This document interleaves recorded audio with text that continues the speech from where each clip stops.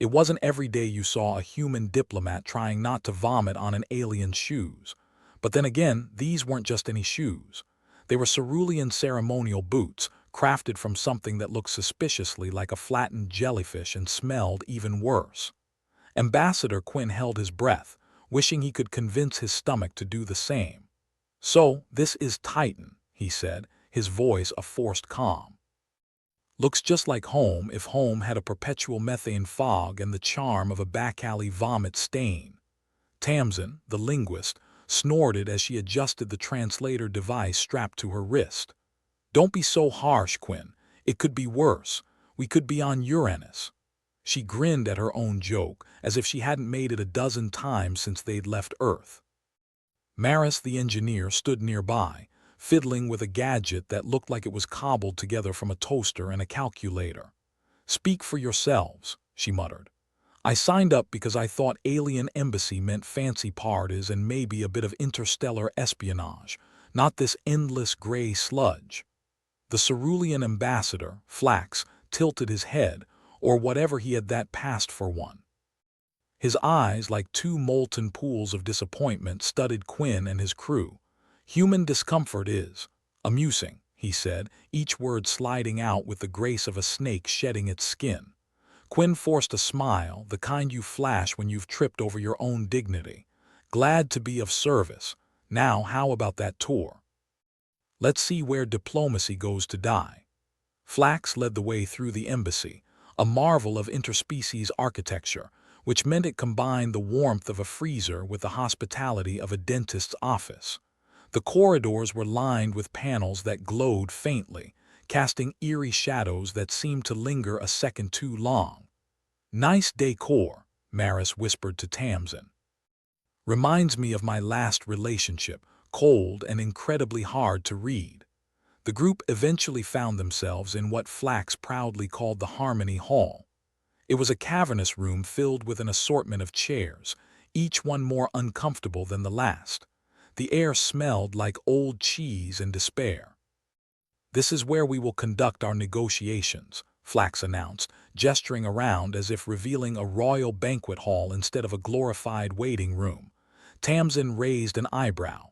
"You sure this isn't where you bring misbehaving ceruleans to punish them?" Flax's mouth, or mouth region, twitched. Humor, an interesting human trait. Often confusing, mostly irritating. Quinn chuckled, though there was little amusement in it. "You get used to it, or you don't. Either way, we're here to make this Cold War a little warmer if that's possible without setting the universe on fire." The cerulean emissary shifted, his gaze settling on Quinn with the intensity of a predator eyeing wounded prey. "We have already experienced difficulties with your kind." "Your thoughts are loud, chaotic," Quinn grimaced. "That's what happens when you shove a bunch of humans into a tin can and hurl them across space. We get a bit rambunctious," Maris snickered. "Rambunctious is one way of putting it. Batshit crazy is probably more accurate." As if to prove her point, a distant crash echoed through the halls, followed by a string of curses in various human languages. Tamsin sighed. "Sounds like Jenkins found the kitchen again." "Perhaps we should discuss the terms of our arrangement," Flax suggested, his patience wearing thin. Quinn nodded. "Of course. Let's talk about how we're not going to kill each other while pretending to like each other. There's coffee, right? Please tell me there's coffee." The cerulean's eyes narrowed. "We have something similar. It is an acquired taste." Maris groaned. "Great. I love it when beverages come with a warning label." As they settled into negotiations, or the human equivalent of trying not to fall asleep during a particularly boring lecture, Quinn couldn't shake the feeling that things were off.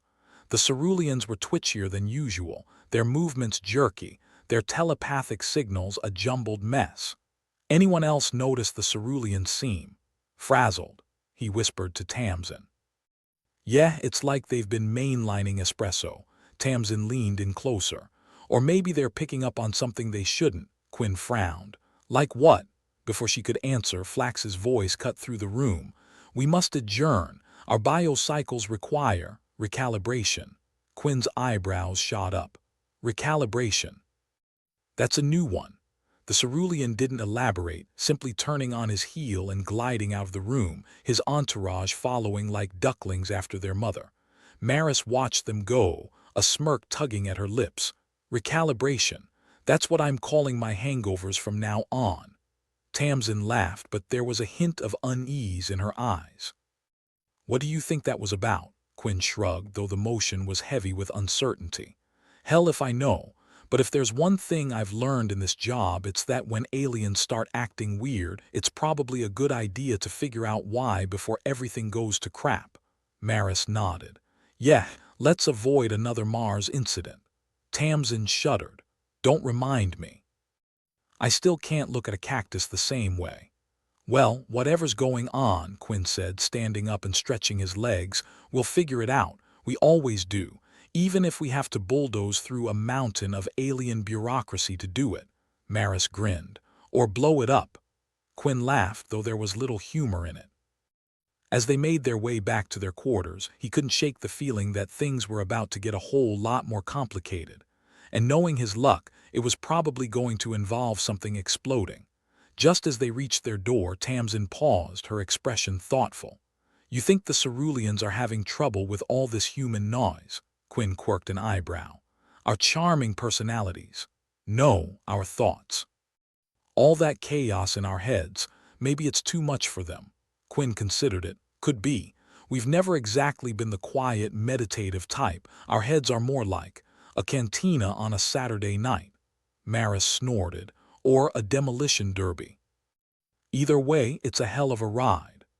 They shared a laugh, the kind that came from the shared experience of being in the thick of things, where humor was the best armor against a universe that seemed hellbent on making everything as difficult as possible. As they settled in for the night, Quinn lay awake, staring at the ceiling, his mind racing with possibilities and the nagging suspicion that whatever was going on with the ceruleans was just the tip of the iceberg. He sighed, turning over to face the wall. Just another day in paradise, he muttered, hoping that tomorrow wouldn't bring the kind of excitement that required a body count. But knowing his luck, it probably would. The next morning, the embassy's cold corridors greeted them with all the warmth of a rejected lover. Quinn trudged along with Tamsin and Maris in tow, trying to shake off the remnants of sleep clinging to his brain like a bad hangover. The air prickled with an unsettling tension, like the calm before a particularly unpleasant storm. Anyone else feel like we're walking into a funeral? Tamsin muttered, adjusting her translator device.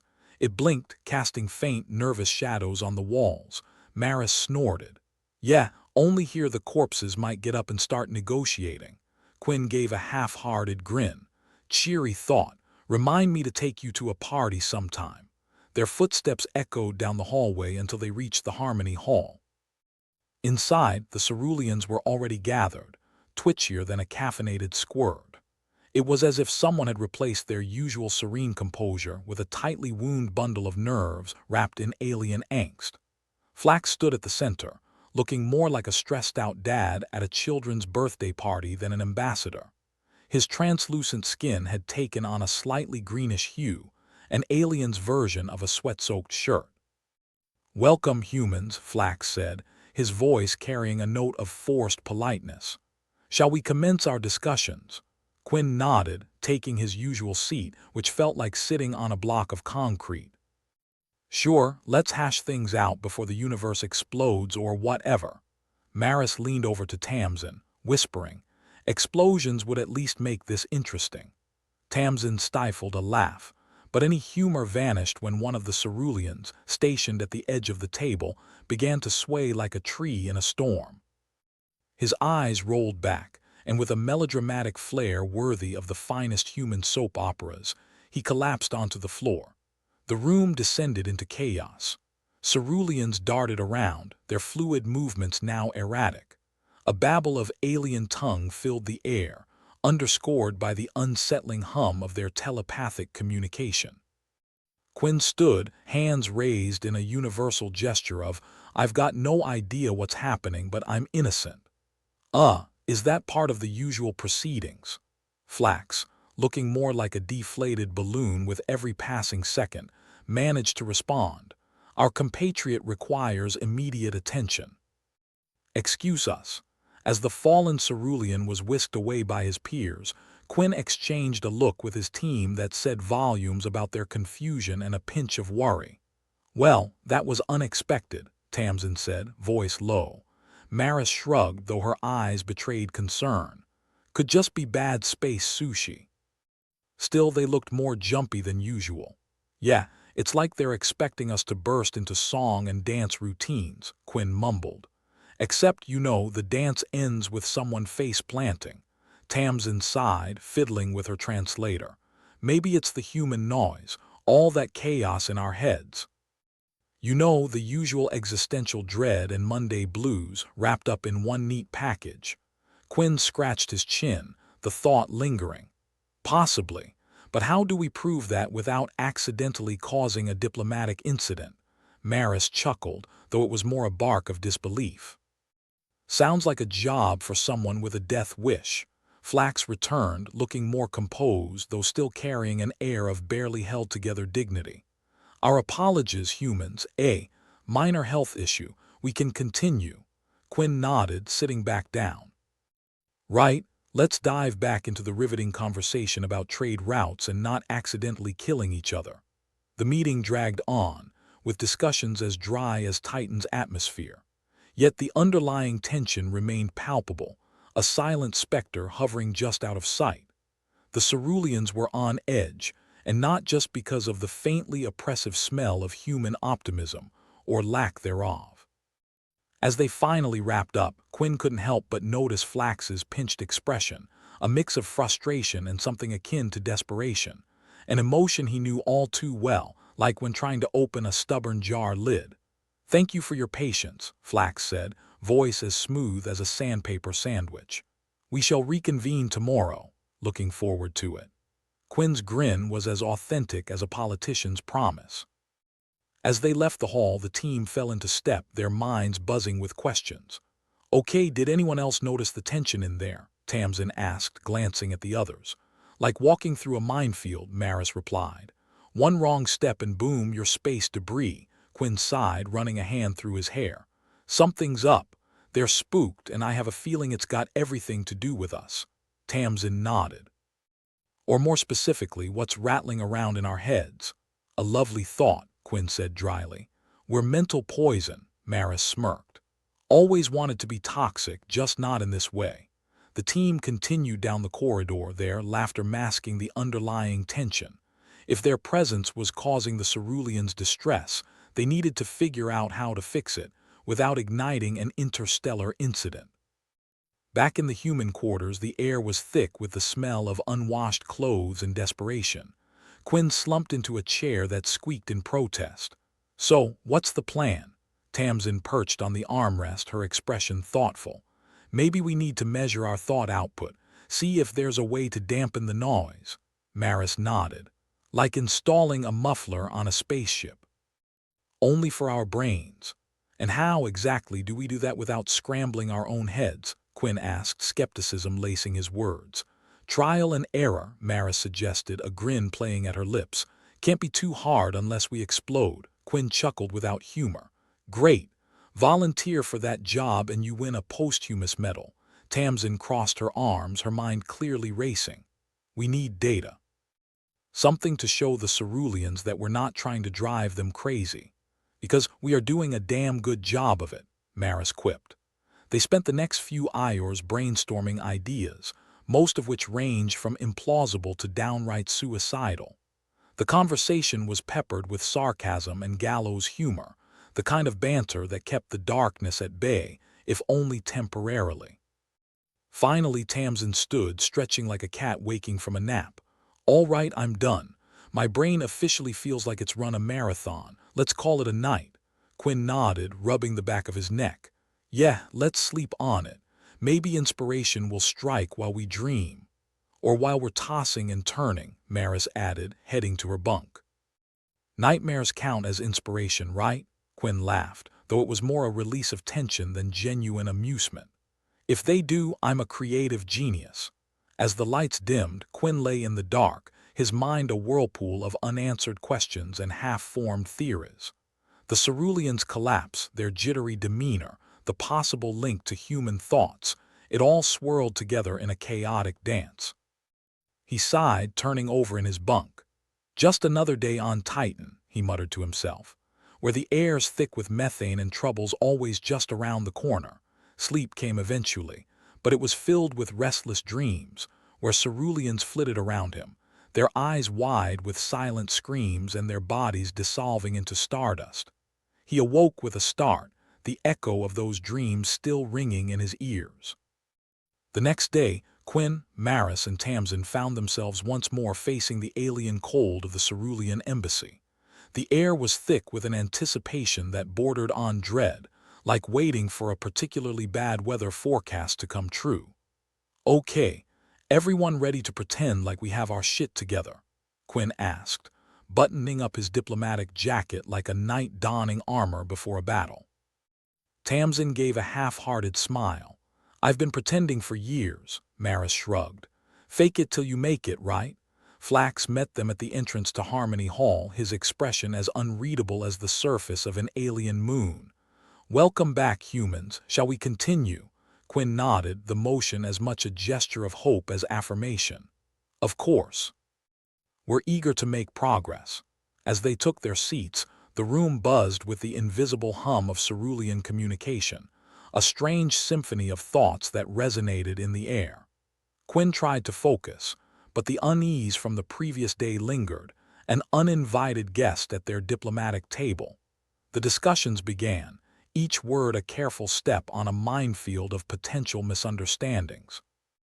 Yet beneath the surface, the ceruleans seemed even more distracted, their telepathic signals occasionally flickering like a faulty light bulb. "Is it just me, or are they worse today?" Maris whispered, her eyes scanning the room. "It's not just you," Tamsin replied. "It's like they're trying to tune in a radio station and keep getting static." Quinn glanced at Flax, who was attempting to maintain decorum though the strain was evident. "Maybe we should take a break," Quinn suggested. "Give everyone a chance to recalibrate." Flax hesitated, then nodded reluctantly. Perhaps a brief recess would be beneficial. The humans retreated to a side chamber, a nondescript room that provided little more than the illusion of privacy. As soon as the door shut, Quinn began to pace, his thoughts as restless as his feet. "Okay, this is getting ridiculous," he said, frustration coloring his tone. "There's something going on with them, and I think it's time we confront it." Tamsin leaned against the wall, arms crossed. "Agreed. But how do we make them understand without coming off as accusatory?" "Maybe just ask them directly," Maris suggested. "If we're causing them distress, they might appreciate the honesty." Quinn nodded, though his mind was filled with doubt. "Right. Because honesty is always the best policy when dealing with aliens who might not appreciate hearing that we're accidentally driving them insane." "Better than hiding it," Tamsin pointed out. "If we're wrong, the worst that happens is they laugh at us." Quinn sighed, rubbing his temples. "And if we're right," Maris grinned, "then we save the day and you get a shiny medal." "Win-win, right?" With a resigned shrug, Quinn led the way back to Harmony Hall. The ceruleans were gathered again, their eyes, or what passed for them, watching the humans with an intensity that bordered on unsettling. Flax approached, his expression unreadable. "Is there something you wish to address, Ambassador Quinn?" "Yeah, actually," Quinn replied, his voice steady despite his racing heart. "We've noticed that things have been tense. We think we might be the cause." A murmur rippled through the cerulean ranks like a breeze rustling through a forest of alien leaves. Flax tilted his head, curiosity piqued. "Continue." Quinn took a deep breath, the air heavy with methane and expectation. "Our thoughts, our mental noise, it might be overwhelming your telepathic senses." Flax's eyes widened slightly, a rare display of surprise. "You believe your thoughts are affecting us?" "It's a theory," Tamsin added hastily. "We just want to help if that's the case." The room fell silent, the weight of unspoken words pressing down on them all. It was a gamble laying their cards on the table like this.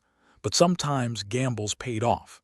Flax regarded them for a long moment, his gaze penetrating. Finally, he nodded, a slow, deliberate movement. "We shall consider your words. Perhaps there is truth in this." Relief washed over Quinn like a cool wave, though the tension remained, a coiled spring waiting to snap. "Thank you." It was all he could manage, his mind too tired to form anything more eloquent. As the meeting adjourned, Quinn allowed himself a small smile. It wasn't a solution, but it was a start. And sometimes in the diplomatic dance of interstellar relations, a start was all you could hope for. "Well," Maris said, once they were out of earshot. "That went better than expected." Tamsin grinned. "Yeah, no explosions, no angry alien mobs. I'd call that a win." Quinn chuckled, though the sound was tinged with exhaustion. "Let's just hope tomorrow doesn't bring a new kind of chaos." But deep down, he knew that chaos was just another word for life in space.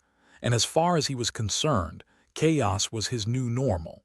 The next day dawned in an exemplary shade of gray, a fitting backdrop to a planet where the sun rarely bothered to show its face.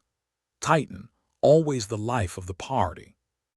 Quinn, Maris, and Tamsin made their way towards the Cerulean embassy, the chilled air biting at their cheeks like an unwelcome in-law. The trio was less a diplomatic team and more a walking case study in sleep deprivation. Coffee, the universal lifeline, had barely scratched the surface. "So, we're back at it," Maris muttered, clutching her jacket tighter. "Trying to solve the intergalactic equivalent of a screaming toddler in a public place." "We're diplomats," Tamsin replied, her voice weary yet determined. "Problem-solving is supposed to be our thing." "Yeah, like rats solving a maze designed by a sadistic scientist," Maris countered. Quinn merely grunted, his focus ahead as if leading a march to certain doom. Harmony Hall loomed, its architectural arrogance a stark reminder of how little humans mattered in the grand scheme of things. Just small cogs in a cosmic machine that didn't even have the decency to come with a manual. Inside, the same cold corridors greeted them, no less inviting than a dentist's waiting room. Flax awaited their arrival, his expression a cocktail of politeness and poorly concealed anxiety. The room buzzed with a familiar strain, like an orchestra tuning up for a symphony no one asked for. The Ceruleans were scattered about, their demeanor a masterclass in discomfort. It was like attending a family reunion where everyone secretly hated each other. Except this wasn't family, and someone could end up vaporized. "Welcome," Flax said, managing to sound both welcoming and wary at once. "We trust you are well rested." Quinn nodded, dreaming of a world where that might be true. "As rested as we can be under the circumstances." "Speaking of circumstances," Maris cut in, her tone that of someone who knew too much and cared too little. "We need to address the elephant in the room, or the alien as it were." Flax's eyes flicked to her, a twitch of curiosity breaking his otherwise impenetrable facade. "Indeed." "Yeah," Tamsin added, her translator device casting those same eerie shadows on the walls. "We've been working on a way to measure the mental interference we might be causing." Quinn nodded, though he felt far from confident. "Maris has been developing a device. We think it might help us understand what's happening." There was a moment of silence, the kind that typically preceded either enlightenment or disaster. Knowing their luck, it could go either way. Flax's head tilted slightly, a sign of consideration. "A device. Human technology is unconventional," Maris grinned, the kind of grin that suggested she was about to sell a used spaceship with a questionable history. "Unconventional is our middle name, and by unconventional I mean genius." Quinn held back a sigh, watching as Maris pulled out a small, unassuming contraption. It looked like a calculator had mated with a toaster and produced something that was trying to decide its purpose in life. "It's a neural activity sensor," Maris explained, her voice tinged with pride. "We can measure brain waves, yours and yours." "A glorified brain thermometer," Tamsin quipped. "Except this one won't tell you if you're sick, just if you're about to lose your mind." Flax seemed intrigued despite himself. "And you believe this will provide clarity?" Maris shrugged, her expression one of nonchalance. "Couldn't hurt. Probably." They arranged themselves around a table, the sensor placed in the center like a bizarre ceremonial offering. As Maris fiddled with the controls, Quinn couldn't help but notice the ceruleans shifting, a ripple of unease passing through them. The device hummed to life, projecting a holographic display of overlapping waves that looked alarmingly like a seismograph during a particularly bad day. The ceruleans' brainwaves were like static, a cacophony of noise that resonated with an unsettling intensity when they neared the humans. Quinn watched as the lines twisted and writhed, a chaotic dance of telepathic interference. "Well, that's something. It's like watching a horror movie," Maris said, her eyes glued to the display. "You know it's going to end badly, but you can't look away." Tamsin tapped the side of the device, causing the display to flicker. "This confirms it. Our thoughts are a literal headache."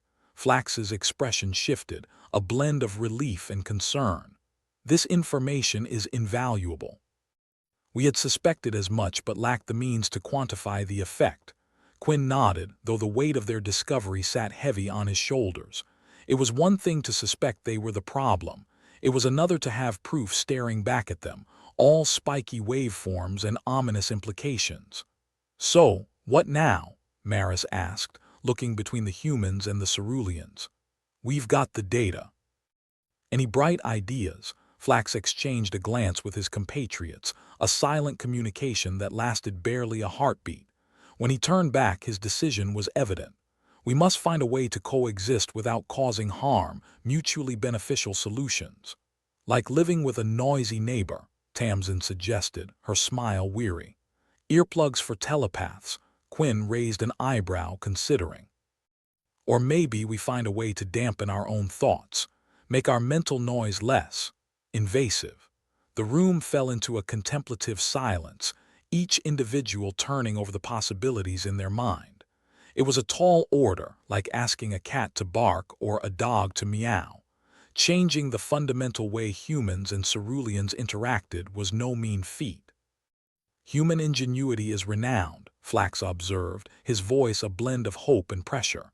"If anyone can solve this, it is you." Maris snorted, the sound tinged with sarcasm. "No pressure though, right?" Quinn sighed, feeling the weight of the galaxy squeezing around his ribcage. "Well, better us than someone else. We break it, we fix it." They left Harmony Hall feeling like gladiators stepping out of the arena, unsure if they'd won or just survived another round. The air outside was crisp, a reminder that despite their otherworldly concerns, nature continued its indifferent path. Back in the human quarters, they gathered around a table cluttered with notes and half-eaten rations, a domestic battlefield of post-it notes and cold coffee. The sensor lay between them, its lights still blinking like a heartbeat. "Where do we start?" Tamsin asked, her eyes reflecting the same exhaustion they all felt. Quinn leaned back, staring at the ceiling as if it might offer some divine inspiration. "We need a way to lower our neural emissions, like a muffler for the mind." "Or a silencer," Maris suggested, her tone a mix of dark humor and genuine consideration. "But without the, death." "Right. Just a mild sedative for the brain," Tamsin quipped. "Nothing too permanent." They brainstormed, throwing ideas like darts at an invisible board. The conversation ebbed and flowed, each suggestion building off the last in a chaotic symphony of human creativity. "What about biofeedback?" Maris suggested, her eyes lighting up with the possibility. "Train ourselves to regulate our brainwaves. Like meditation but with fancy gadgets," Tamsin mused. "Could work if we don't turn into Zen zombies first." Quinn nodded, the idea sparking a sense of hope amidst the chaos. "It's worth a shot. We need to get our hands on some equipment. And convince the ceruleans to let us test it," Maris added, her expression skeptical yet determined. "Can't wait to see how that conversation goes." The hours ticked by, the room filled with the quiet hum of conversations and the occasional burst of laughter, a fragile shield against the encroaching despair. It was a long shot, but it was their shot.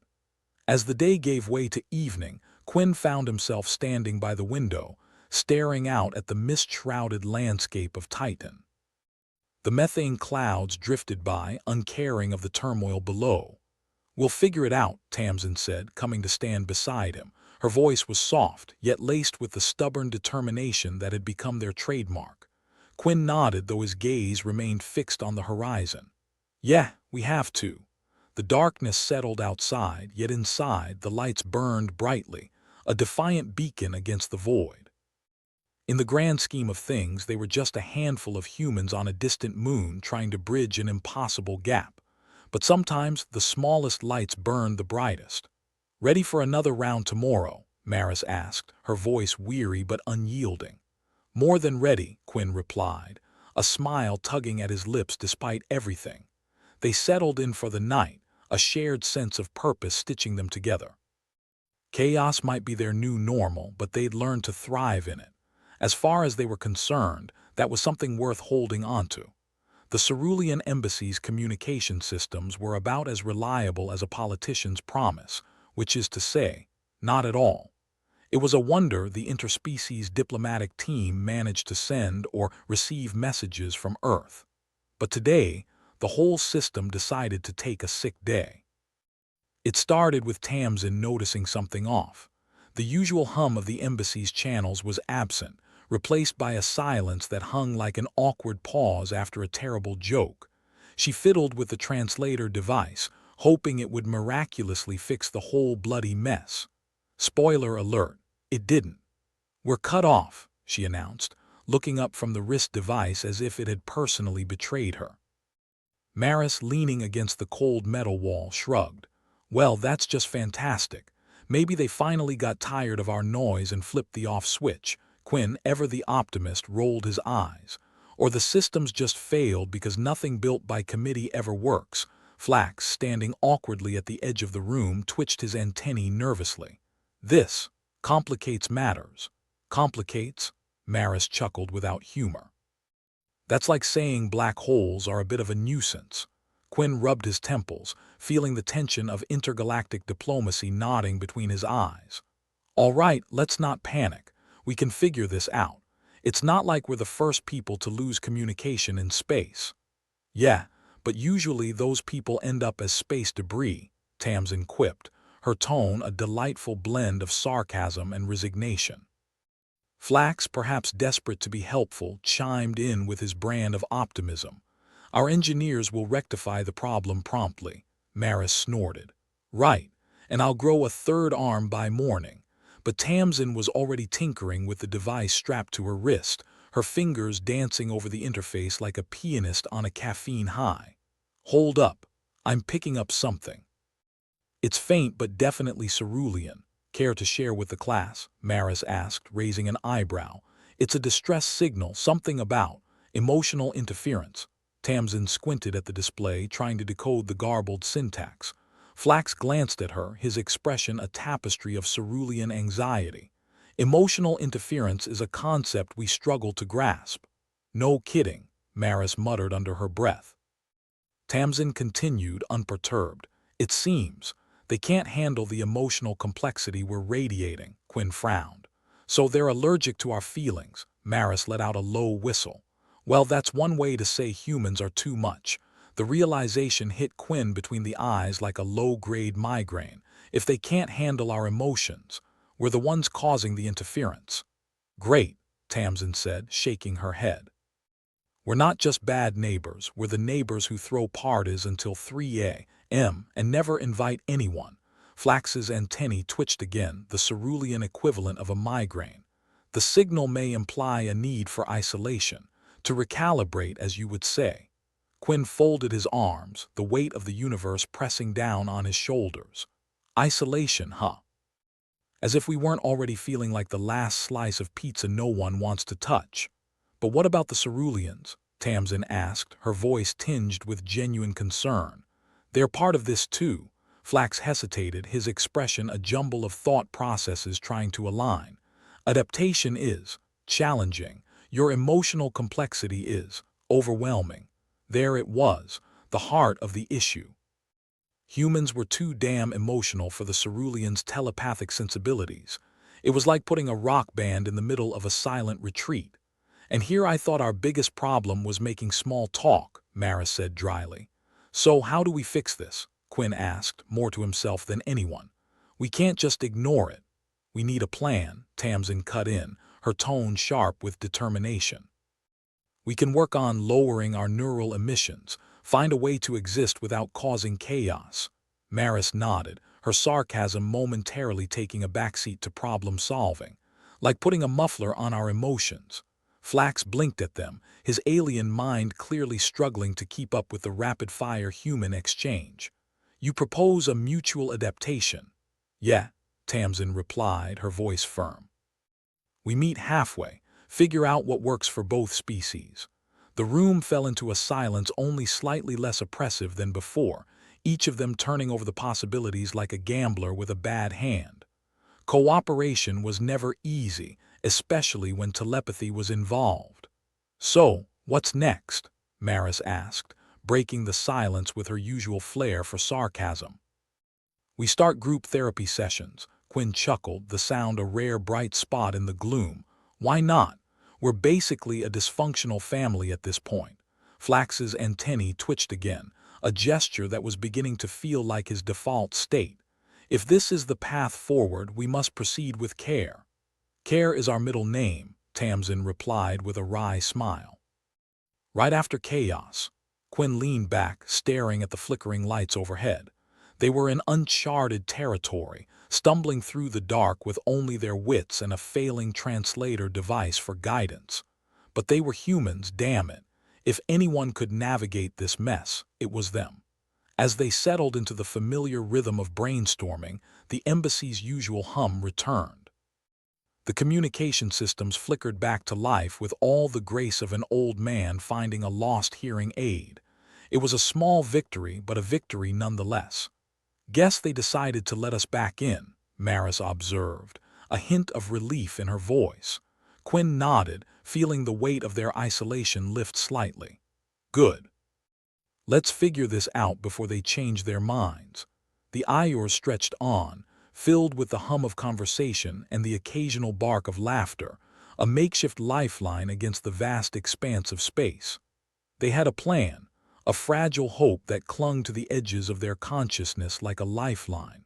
Flax watched them work, his expression a mix of curiosity and cautious optimism.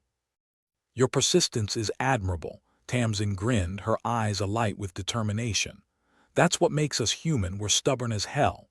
Quinn looked at them all, his team, a motley crew of diplomats and misfits trying to bridge the unbridgeable.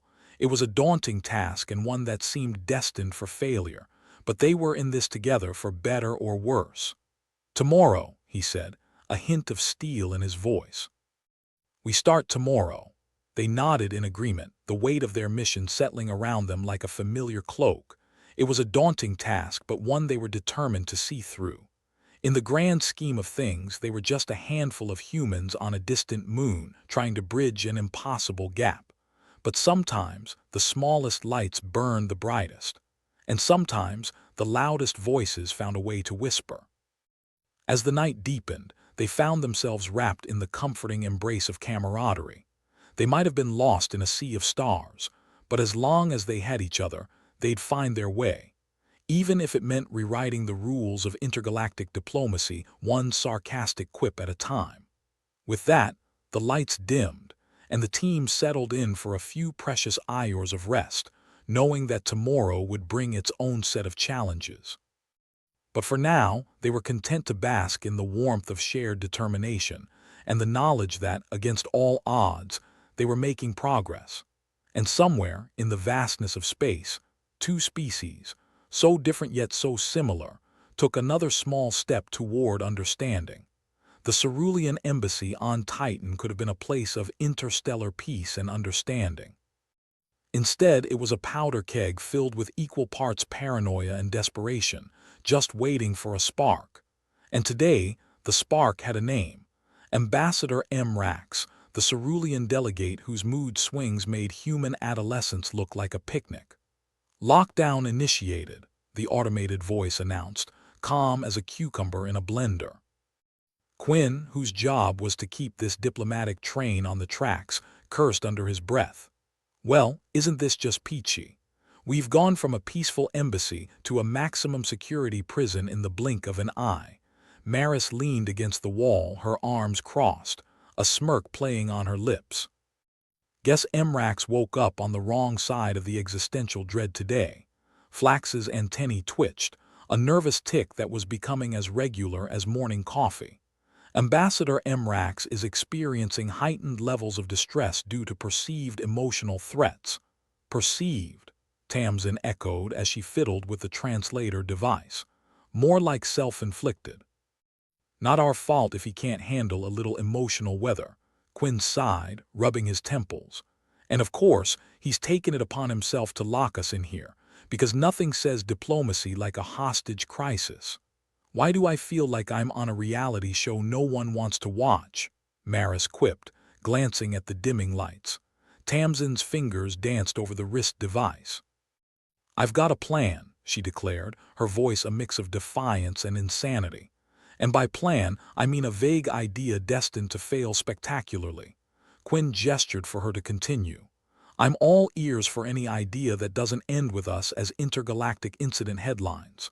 We need to lower our emotional output, Tamsin suggested. Mute ourselves, so to speak. If Emrax is reacting to emotional feedback, we need to find a way to dial it down to zero, Maris snorted. I've been trying to dial down my emotions for years. All I got was a therapist and a bill. Flax's eyes glinted with a hint of hope. Muting emotional frequencies could potentially stabilize Emrax's condition. Great, Maris said, deadpan. We'll just do the emotional equivalent of duct taping our mouths shut. Tamsin began typing furiously on a console, her determination infectious. It's either this or hope Emrax meditates himself into a better mindset. Quinn watched the doors seal tighter than a miser's purse strings. What's the worst that could happen? Famous last words, Maris muttered, shaking her head. Meanwhile, Emrax's voice crackled over the intercom, vibrating with barely concealed rage. You humans must cease your emotional interference or I will take further action. Further action, Quinn mumbled. What does he think he's got left? A hostile takeover of the vending machines. Tamsin, undeterred by the threat, continued her work. The problem is, emotions aren't like a faucet you can just turn off. Flax nodded, his expression pained with empathy. Correct. It's more akin to redirecting a river.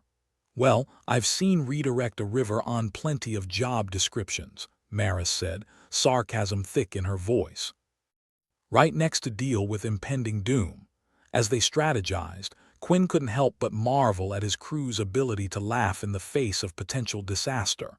If only laughter could fix broken communication systems or soothe irate aliens.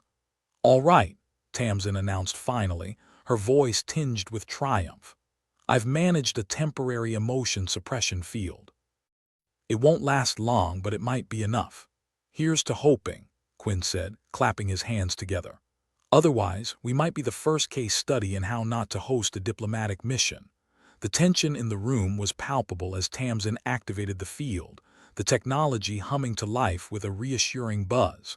It felt like holding one's breath before plunging into cold water. An anticipatory silence filled the space. Any change? Maris asked, arching an eyebrow. Flax's antennae swayed gently, sensing the atmosphere. Ambassador Emrax's distress levels appear to be decreasing. Quinn exhaled, relief washing over him like a cool breeze. Well, slap my face and call me enlightened. It might actually work. Keyword might, Tamsin pointed out, her fingers still flying over the controls. We'll need to monitor it closely. Just when it seemed the universe might grant them a moment of peace, a clunk echoed through the corridors, followed by the unmistakable sound of the embassy's security systems rebooting. That can't be good, Maris observed.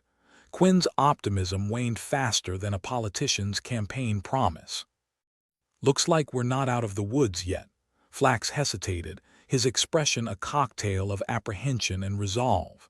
If Emrax destabilizes further, the embassy could resort to emergency protocols. Wonderful, Maris said, deadpan. I've always wanted to experience a zero-gravity lockdown. Tamsin shot her a look. Not helping.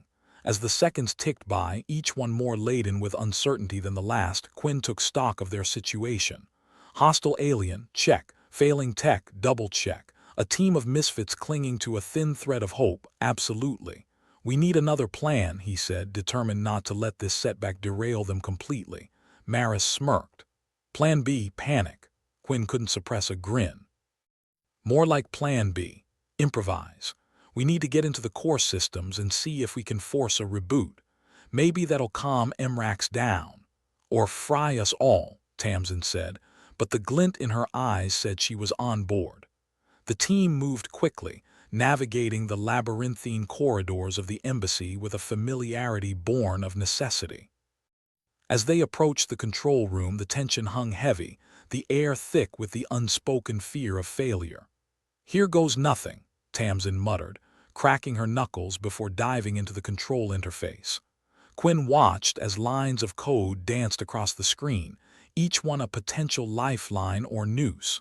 It was a gamble, and they were all in. System override in progress, Tamsin announced, her voice carrying the weight of their collective hopes. Maris drummed her fingers against the wall, her posture deceptively relaxed. Anyone else feel like we're in a bad heist movie? Flax's antennae twitched with anxiety. This is not the time for humor. Humor's the only thing keeping us sane, Quinn replied, his focus unwavering.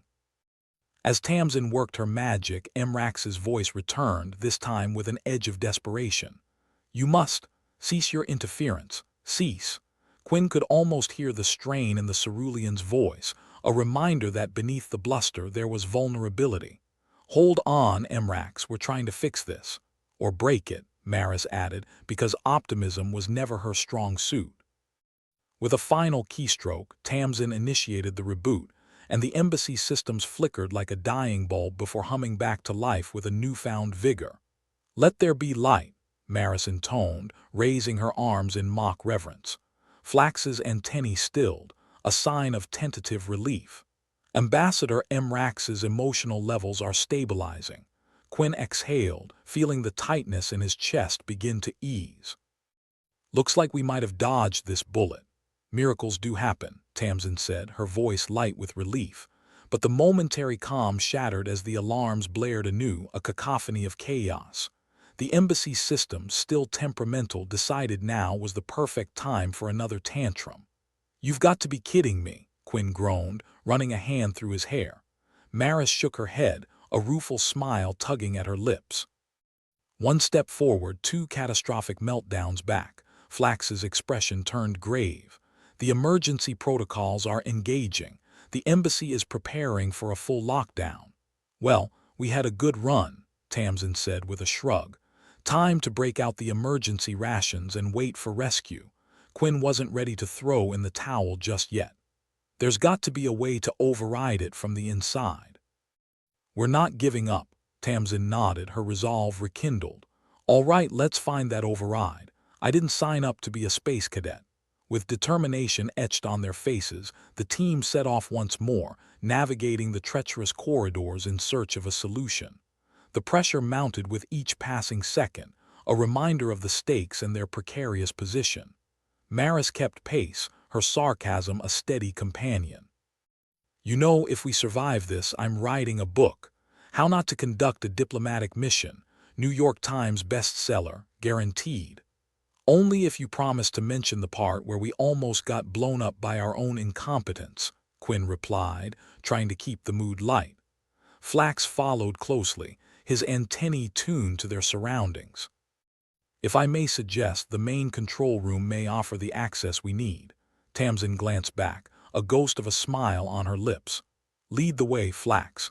At this point, I'll follow you into the abyss. As they reached the control room, Quinn couldn't shake the feeling of walking a tightrope without a net. Every decision, every action felt critical. A single misstep could send them spiraling into disaster. The room was a maze of consoles and blinking lights, each one demanding attention. Tamsin set to work, her focus unyielding as she pieced together the puzzle of codes and commands. Override in progress, she announced, fingers flying over the keyboard with newfound urgency. Quinn watched, tension coiled in his gut like a spring. The air felt charged, the threat of failure never far from his mind. Please work, Maris murmured, her bravado slipping for just a moment. Flax stood close, a silent sentinel. We must succeed. With a final keystroke, Tamsin initiated the override and the embassy's systems jolted to life with a satisfying hum. The alarm silenced, replaced by the gentle thrum of machinery. It's working, Tamsin said, a grin splitting her face. The lockdown's lifting. Quinn exhaled, feeling the tight band of tension around his chest finally loosen. I can't believe it. Maris slapped Tamsin on the back, her relief palpable. You did it, you magnificent, reckless genius. Flax's antennae swayed with a rare moment of calm. We are stabilized. The sense of victory, however temporary, was sweet. But Quinn knew better than to rest easy. The road ahead was long, fraught with challenges and uncertainty. Yet in that moment they had achieved the impossible. They had faced the brink and stepped back, battered but unbroken. Incredible work, everyone, Quinn said, his voice filled with genuine admiration. Don't mention it, Tamsin replied with a wink. Just another day at the office. As they regrouped, the embassy began to return to a semblance of order, the chaos receding like a storm passing into the distance. They had survived, if only for the moment. And sometimes, in the grand scheme of things, survival was enough. For now, they had bought themselves time, a precious commodity in the delicate dance of diplomacy. Time to plan, to strategize, and perhaps to find a way forward that didn't involve imminent catastrophe. As they stood together, united by shared struggle and hard-won triumph, Quinn realized one thing. They weren't alone. In the darkest of hours they had each other, and in the vast, unforgiving expanse of space, that was something worth holding onto. Quinn was beginning to think that surviving a day in the Cerulean embassy was like trying to thread a needle while blindfolded and underwater, and the needle was on fire. It didn't help that Maris and Tamsin had decided to play the intergalactic equivalent of mad scientists in the middle of a diplomatic mission. Maris leaned over a contraption that looked like a blender, had a regrettable night with a car battery. Behold the neural dampener mark. Whatever iteration we're on now, we tweak it and voila, MRAX might finally stop acting like someone swapped his coffee with decaf. Tamsin adjusted the settings, her face lit by the glow of the translator device strapped to her wrist. Or we could fry what's left of his patience. Either way, we get to see fireworks. Always wanted to try my hand at pyrotechnics. Quinn rubbed his temples, not sure if the headache was from lack of caffeine or the insanity of their plan. Remind me why I let you two convince me this was a good idea. Because you're desperate, and we're charming, Maris said, flashing a grin that was all teeth and no promise. Besides, what's the worst that could happen? Famous last words. Flax muttered, antennae twitching with a nervous rhythm that could have powered a small city. All right, showtime, Tamsin said, hitting the button with a flourish that belied the potential disaster about to unfold. The neural dampener buzzed to life with an optimistic hum, the kind that suggested it hadn't yet realized what a terrible mistake it had made. As the device emitted a low-frequency pulse, the tension in the room didn't so much dissipate as it did hang around, nursing a beer and waiting for the show to start. Anything? Quinn asked, hopeful but realistic, like checking if a fruitcake actually improved with age. Maris, watching the readings, frowned. It's doing something. Just not sure what. Great, Tamsin said, sarcasm dripping like a leaky faucet. We're officially in the realm of experimental. Let's hope MRAX doesn't decide to go full Godzilla on us. Speak of the devil and he shall appear, or in this case, communicate like he was paying by the word. MRAX's voice crackled through the embassy speakers, tinged with the kind of irritation usually reserved for losing a sock in the dryer. Your interference is inadequate. Cease your attempts before you escalate the situation, Quinn sighed. Well, that didn't sound too encouraging. Maybe he just needs a strong drink and a nap, Maris suggested. I hear Ceruleans love a good power down. Flax shifted nervously, his eyes darting between them like he was waiting for someone to shout surprise and jump out with balloons. If the neural dampener fails, the consequences could be Severe, no pressure then, Tamsin said, fiddling with the device as if hoping sheer willpower would make it work. Just the fate of intergalactic peace hanging in the balance. No biggie, Quinn checked his watch, more out of habit than necessity. Time felt elastic lately, stretching and contracting with each new crisis. We need a backup plan, preferably one that doesn't involve pissing off an entire alien race. Maris perked up. I've got it. We'll tell them it's a cultural misunderstanding. Humans are known for our unique and often baffling traditions. Like, karaoke, Tamsin chuckled. Yeah, nothing says we come in peace like a rousing rendition of Bohemian Rhapsody. Let's hope they're Queen fans, or Quinn suggested with a pointed look, we could try not to make this worse. Focus on calming Mrax down before he decides to show us the business end of his diplomatic skills. The neural dampener's hum shifted to a whine, the kind usually associated with a toddler throwing a tantrum. The lights flickered ominously, and suddenly the room felt a few degrees colder. Oops, Maris said, eyeing the device with the same look one might give a cat knocking a glass off the table. I think we're on the cusp of a plan C. Which is? Quinn asked, already bracing for the answer. Run, Tamsin suggested with an optimistic shrug. Perfect, Quinn said, dry as sun-baked toast. Nothing like a good sprint to get the blood pumping before an intergalactic incident.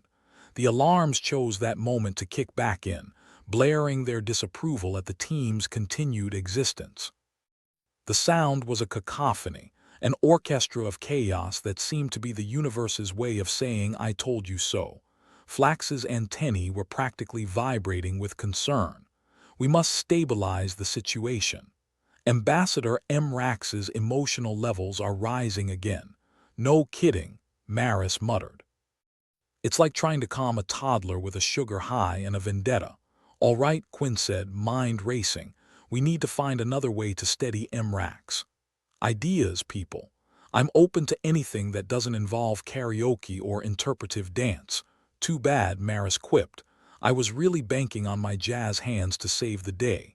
Tamsin frowned, deep in thought as she fiddled with her wrist device.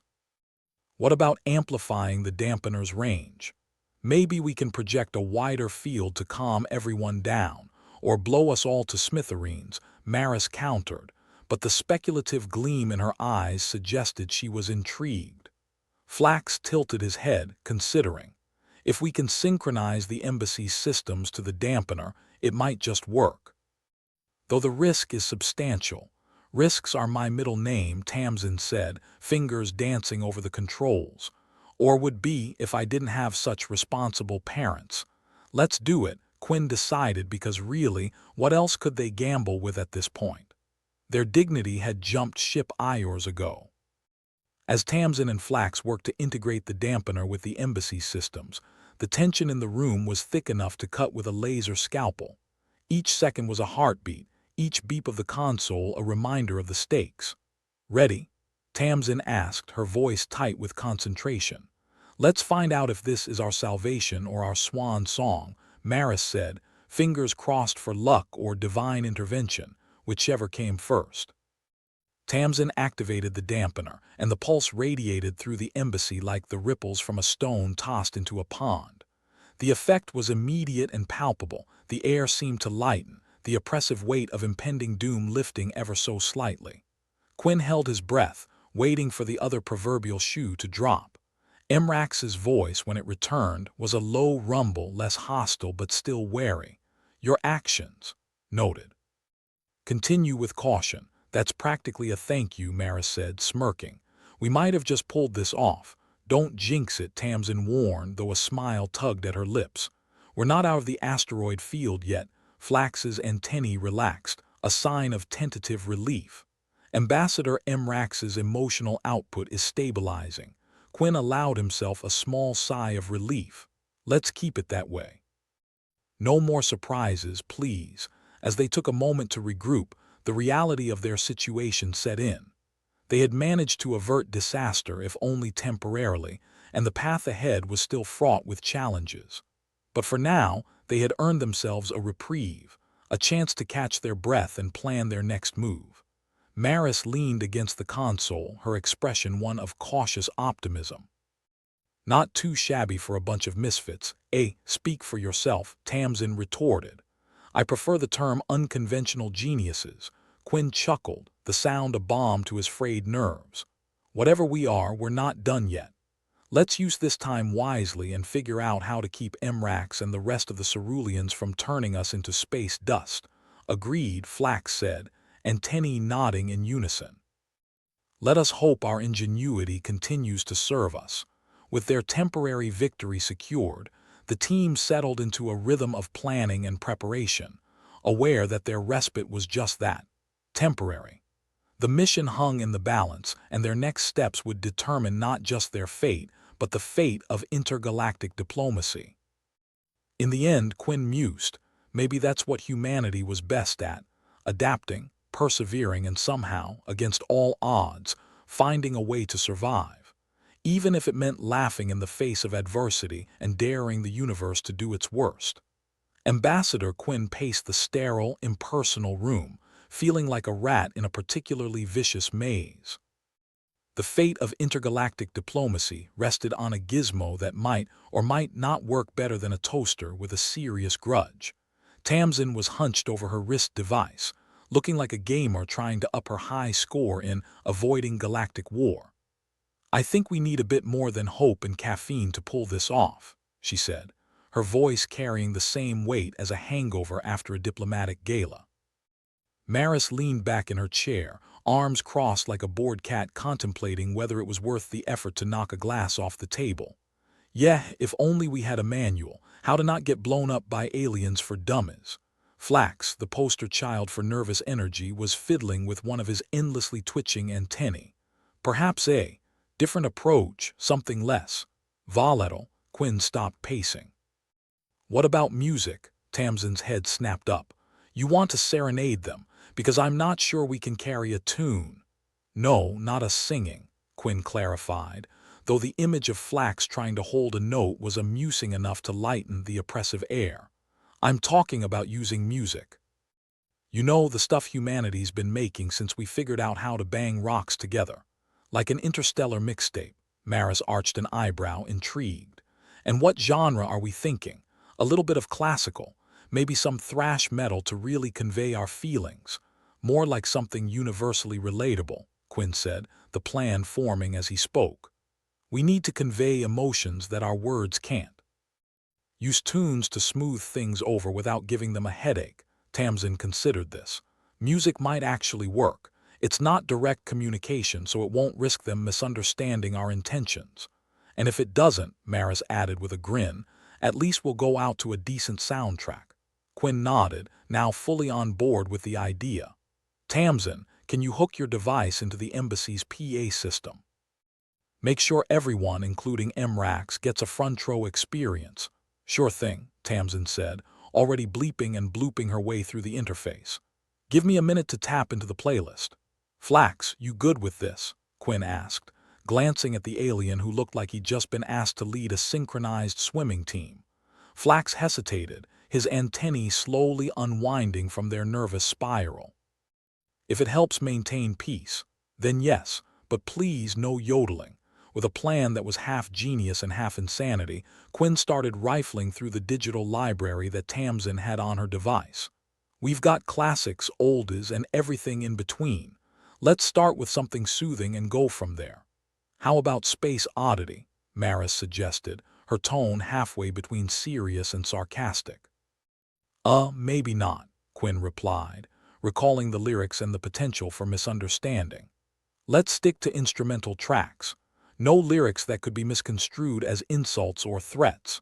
With a few quick taps, Tamsin patched into the embassy's PA system, and soon the soft strains of a gentle piano melody began to filter through the room, like a peace offering with a side of existential dread. The music floated through the corridors, wafting into the ears of every living thing in the embassy, and apparently, Emrax wasn't immune to a good tune. There was a noticeable shift in the air, like the universe had turned the volume down on its impending doom playlist. "Seems like it's working," Maris commented, crossing her arms with a satisfied nod.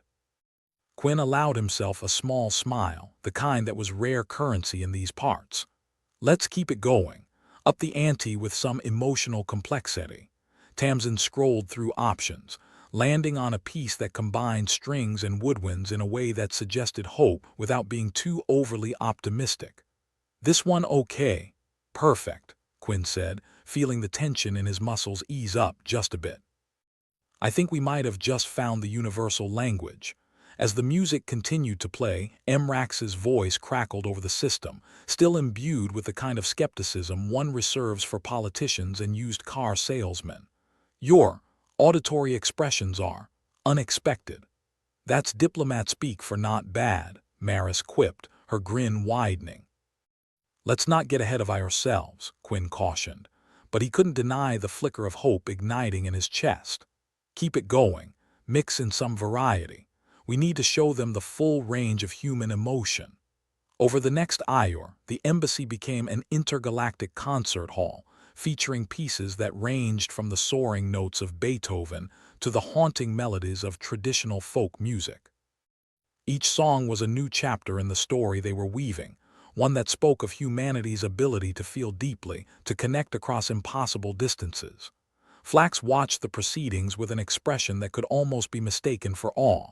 Your species is complex, even in your simplest expressions. Yeah, we do complicated really well, Maris said, leaning back and shutting her eyes as if to soak in the music. It's what keeps us interesting. As the music reached a crescendo, Quinn knew it was time to seal the deal. He chose a final piece, a soft, delicate tune, one that whispered of peace, understanding, and the possibility that maybe, just maybe, they could make this work. The effect was almost immediate. Emrax's voice, when it returned, was noticeably different, calmer, more measured. Your communications have been received. This expression of intent is appreciated. Appreciated, Quinn repeated, letting the word roll over him like a warm blanket. I'll take that as progress. Tamsin let out a breath she hadn't realized she'd been holding. So we've got a shot at not getting vaporized today. It's looking promising, Quinn replied, relief washing over him like a tide finally coming in. Keep the music playing. We need to maintain this momentum. As the team settled into a rare moment of quiet, surrounded by the soothing melodies that had become their lifeline, Maris spoke up, her voice carrying a note of genuine wonder. We did it. We actually did it. Don't jinx it, Tamsin warned, though her smile said she felt the same. Quinn looked around at his crew, his team of misfits, geniuses, and troublemakers. They had managed to turn a disaster into a triumph, all with the help of the one thing that was uniquely human, their creativity. Maybe we should consider this as a method for future diplomatic incidents, Flax suggested, his antennae swaying gently to the music. Only if you're prepared for a playlist with some serious mood swings, Maris retorted with a chuckle. As the day wore on, the embassy became a beacon of calm amidst the chaos of the cosmos, a testament to the power of human ingenuity and the simple, undeniable truth that sometimes the best way to connect is through the universal language of music. In that moment, Quinn realized that maybe, just maybe, humanity could find its place among the stars, not through force or cunning, but through the simple, profound act of sharing a song. It was a thought as comforting as it was terrifying, but for now, they could afford to dream a little. Looks like we've earned ourselves a bit of peace, Quinn said, the weight of the day finally lifting from his shoulders. Don't get too comfortable, Tamsin replied, her expression both teasing and sincere. The universe has a way of keeping us on our toes. Always does, Quinn agreed, thinking of the challenges yet to come. But we'll face them the same way we always do, together. As the music played on, the Cerulean embassy on Titan was a place of tentative harmony and hopeful beginnings, a reminder that even in the darkest times there was always a way forward. All it took was a little creativity, a lot of luck, and more than a few good tunes. And so, with the strains of humanity's greatest hits echoing through the halls, Quinn and his team prepared for whatever the future held, confident in the knowledge that they had faced the odds and come out the other side. For today, That was enough. The Cerulean embassy buzzed with an unusual calm, the kind that hinted at a long-awaited ceasefire. Quinn stood by the window, looking out at a world that seemed to be holding its breath. He sipped his lukewarm coffee, a luxury, even with the taste of burnt rubber, and let the bitter liquid seep into the cracks of his soul, gluing together the jagged edges that the day's diplomatic circus had left behind. "You know," Maris said, breaking the silence and leaning against the wall as if it might support her own crumbling facade, "I didn't think you'd be the type to solve interstellar crises with a playlist." Quinn chuckled, the sound more a rasp than a laugh. "Neither did I, but desperate times call for desperate measures." Or in our case, a sweet violin solo. Tamsin was still hunched over her device, trying to keep the piece on speaker, the tunes flowing like a cosmic bomb. "I've got to hand it to you, Quinn. Never thought Enya would save my life. But here we are." Flax glanced around nervously, his antennae twitching in ways that suggested he was either contemplating their miraculous survival or considering a career change. "So this is what victory feels like. Less triumphant than I expected." "This isn't victory, Flax," Quinn said, taking another swig of his coffee, grimacing at the taste. "This is a momentary lull in the cosmic crapstorm we call life." Tamsin adjusted the settings on her wrist device, glancing up with a sardonic smile. "Isn't that what all our victories are? Temporary reprieves." "Pretty much," Maris agreed, stretching her arms overhead with a cat-like grace. "But hey, we're still breathing. That's got to count for something." The music played on, its gentle rhythms weaving a delicate truce between species. Emrax, surprisingly subdued, had retreated for now, leaving the embassy staff to their own devices. The mood was cautious, like they were all waiting for the universe to realize it had left something undone and come back to punch them in the gut. "So, what now?" Tamsin asked, curiosity and apprehension threading through her words. "Do we just pretend everything's back to normal until something else blows up?" Quinn shrugged, a gesture as heavy as the bureaucratic nonsense they'd been wading through. "We keep moving forward. That's all we can do. And maybe next time we won't just be reacting. Maybe we'll be ready." Flax looked doubtful, his gaze flitting around the room as if expecting an alien diplomat to leap out of the shadows screaming surprise. "Negotiations are a trap. Ready," Flax repeated, sounding out the word like it was a foreign concept. "You humans have strange ways of preparing for the future." "With music, no less." Maris laughed, a short, sharp bark that held more irony than amusement. "Oh, we prepare all right. Ever hear of Murphy's Law? If something can go wrong, it will. We just try to make sure we've got a good soundtrack when it does." Tamsin tapped a few buttons on her device, ceasing the music and letting an eerie silence seep into the room. "Speaking of preparation, we should probably work on improving our protocols with the Ceruleans. I mean, unless anyone's interested in a repeat performance." The collective groans in response were a clear consensus. No one was eager to relive the past few hours, and certainly not without a better plan in place. Maris pushed off from the wall, newfound resolve in her eyes. "All right, team. Let's figure out how we can avoid another near disaster. I for one would like to keep my job and my head." Quinn nodded, appreciating her pragmatism. "First, let's ensure our communication lines are solid. No more relying on dodgy translators or last-minute hacks. We need reliability." Flax perked up, his antennae twitching with interest. "I can assist in calibrating the systems. I have a knack for avoiding catastrophic failures." Tamsin grinned at Flax, the glint in her eyes suggesting a fondness for his understatement. "And maybe we can look into some cross-cultural training. A little less how not to die and more how to say hello without starting a war." "Sounds like a plan," Quinn said, feeling a spark of optimism creep in. "We might not have a manual yet, but we can start writing our own guide as we go." Maris leaned in, a conspiratorial gleam on her face. "And maybe we can add a chapter on the best music to soothe an alien's nerves. You know, just in case." They shared a collective chuckle, a moment of levity in the wake of chaos. The room felt a little lighter, the shadows less menacing. It wasn't a perfect solution, but it was a start. Quinn took a moment to reflect on what had transpired. The day had been a lesson in adaptability, in the strength and resilience of the human spirit.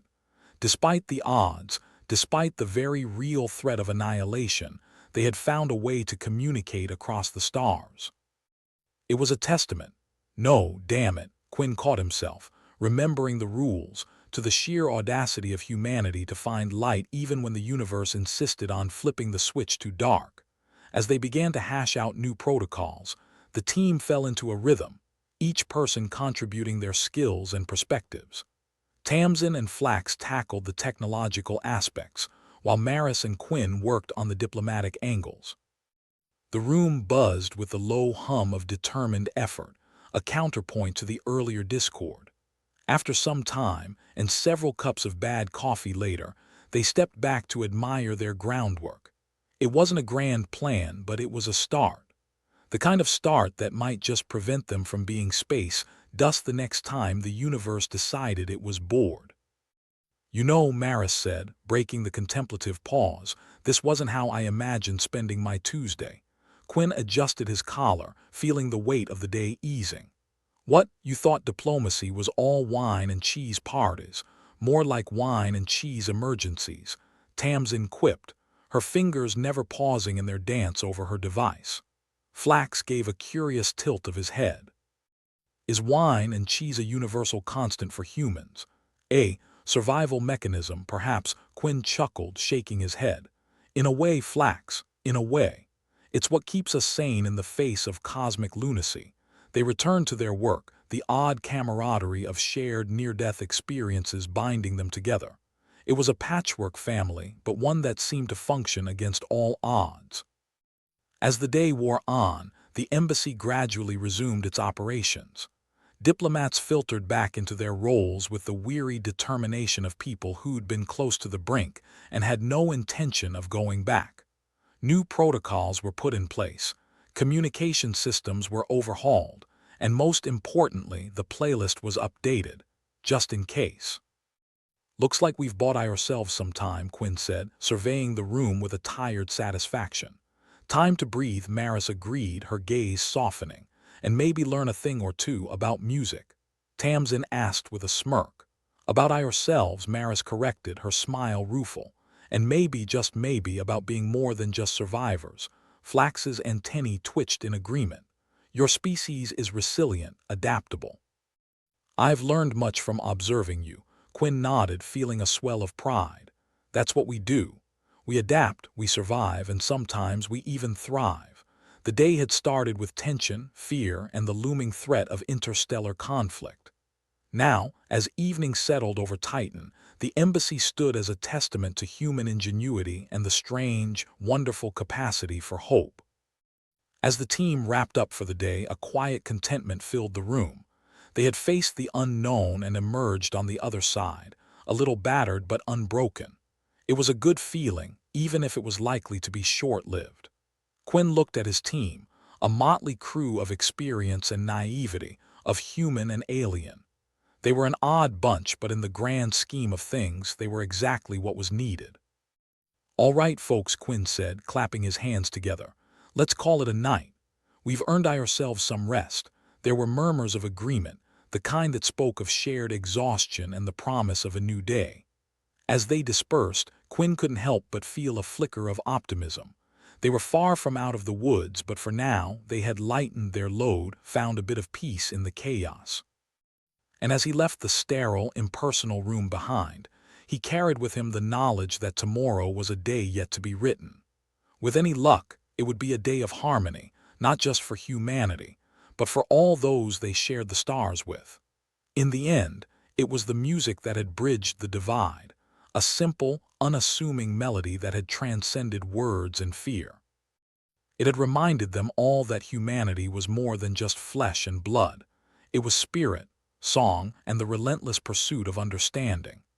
As Quinn stepped into the corridors of the embassy, the world outside still cold and unyielding, he knew that whatever challenges lay ahead, they would face them as they always had, with wit, grit, and maybe a little music to keep things interesting.